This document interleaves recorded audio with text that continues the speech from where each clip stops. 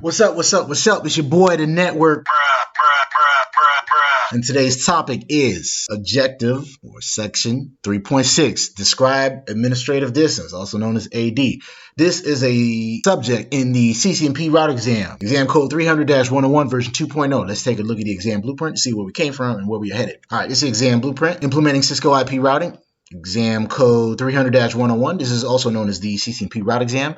We just wrapped up the evaluating routing protocol types. Remember, there's three types: distance vector, link state, and path vector. We just wrapped that up. We are going to describe administrative distance, which means no hands-on. We just gonna describe it. You know, we probably could do some some hands-on by modifying it and stuff like that, but instead, I'm just gonna explain it to y'all.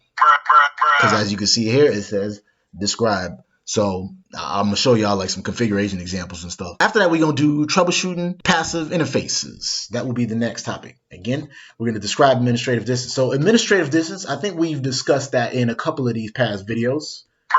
If you are studying at the CCNP level, you should know what an administrative distance is. But if you don't, an administrative distance is basically the trustworthiness of a route to a specific destination, from a source to a destination, right? So each routes, depending on which routing protocol it is, or what routing protocol it's using, or whether it's connected, or whether it's a static route, or whatever the case may be, there is an administrative distance that will define how trustworthy that route is. So you know how I like to compare stuff, networking to highways and roads, right? So let's say you got a route that's going to take you from your neighborhood to this girl you're trying to see, or a dude you're trying to see, whatever the case may be, right? You got a couple ways to get there, right? But one way is going to take you through the hood. You might not want to, trust that route, or not necessarily through the hood. It could be a way that's just a longer way to get somewhere. Either way, we might not trust a route.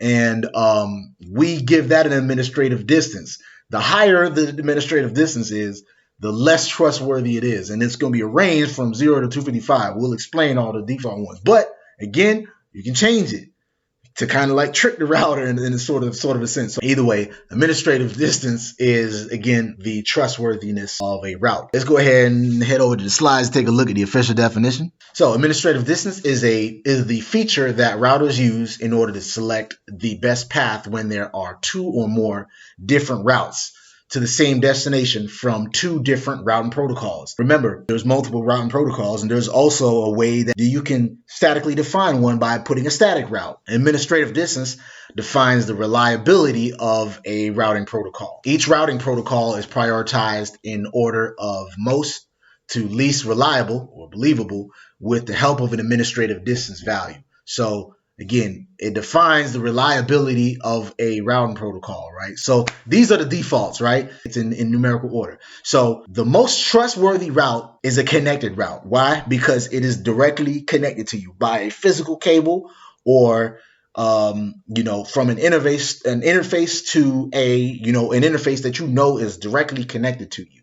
A virtual interface, it could be, but it's directly connected. That's why it has a static route, or it has a default administrative distance of 0. You can modify it, but by default, it'll be 0. So a statically configured route, or a static route, the default administrative distance is 1, right?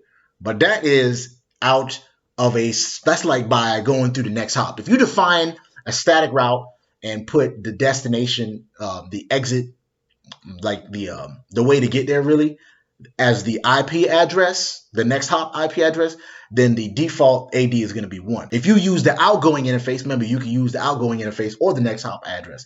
If you use the outgoing interface, the default AD is actually going to be 0. We'll go over that. So anyways, you can pause this or freeze frame it. These are the default administrative distances. Again, we can modify it to change it to whatever we want if we really need to. And that's how we can manipulate our routes.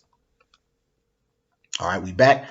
The way you can verify the administrative distance is a simple command that we've always been doing these past couple videos, which you should know by now if you study CCNP. Show IP route, right? This right here in the red box, that is the AD, or administrative distance. So if you look at this route right here, this D stands for It's an EIGRP route that it learned, right? So that's why it has a 90 right here. You'll always see these little brackets right here when it's a specific route. It learned about the 10 network through EIGRP, which is the D, and the AD for administrative distance by default is 90. An internal EIGRP, because remember, you could do external EIGRP, which will be a 170. We'll get further into that once we, experiment more with EIGRP. The next number right there is the metric, and it's saying to get to the 10 network, you can go through the interface or next hop IP 192.168.0.2, and that's the interface you can use to get there. So these are a couple facts about the AD, or administrative distance. It's the first criterion that a router uses to determine which routing protocol to use if two routing protocols provide route information for the same destination. So if you got a router that's using EIGRP and OSPF, and it has two ways to get, it has both routing protocols are telling us how to get to a specific destination, it's going to first use the AD. So if we change the routing protocol, so we know that EIGRP is 90 and OSPF is 110, right? If we modified it, whatever we modified it to, whoever has the lowest AD is going to choose that. It's going to choose that as the way to get there. And obviously, the lower the AD, so if it's left by default, then we know we're going to pick EIGRP routes. We're always going to pick EIGRP routes over OSPF routes because, as you can see, the administrative distance for EIGRP is 90. OSPF is 110. Another AD fact is that it's a measure of, like we said in the beginning of the video, it's a measure of trustworthiness of the source of the routing information. AD only has local significance. So we might change the AD on our router. That doesn't mean that we advertise in that. We just, they're going to use the metric coming from us. But the AD itself is going to use the default. If it learned it through a specific, if a router learned a route, an OSPF route, it's going to just give it a 110 AD. But you can change it by saying, okay, we'll lower the AD, or we'll modify the AD to this. Remember, the AD is locally significant. It's not advertised in routing updates. The smaller the AD, the smaller the AD, the more reliable, which is mentioned. And this was the fact that I mentioned before about static routes. Default AD when using the next hop address is 1. If you use the outgoing interface, it's 0, because then we know it's really directly connected. It's almost like it has a physical cable connected to us. Another common reason to change the AD of a route is when you use static routes to back up an existing IGP route. Remember, we discussed this in static route video. If you look at this configuration right here, this is a floating static route. You basically doing the IP route, and then the destination, the subnet mask of the destination, the interface, right, or the next hop address, and then the last number that we'll put after that will be the AD. So in this case, we modified right here. It says it in the blue. The AD is set to 250 on this.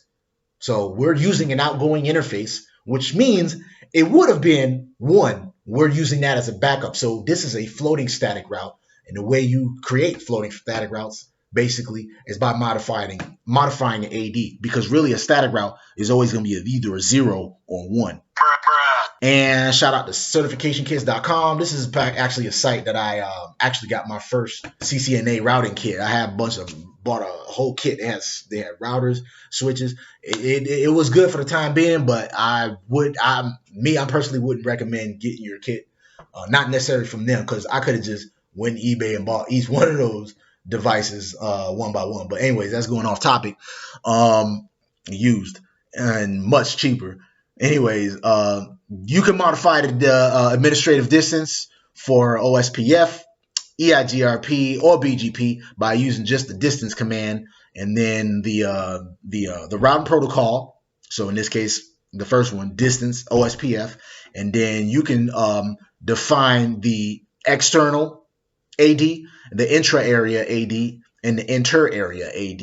So you can change the administrator for all or just one of them. Same thing with EIGRP and BGP. As you can see, the first number is going to be internal and external. So the key word really is distance. You go into the router config mode, as you can see. So like, let's say if it's let's say if it's an EIGRP process, or AS, you would do router EIGRP and then the AS number. So let's say it's 15, router EIGRP 15, which is probably why we need to do this hands-on, so it's easier for y'all to see, but I'm just going to explain it to y'all.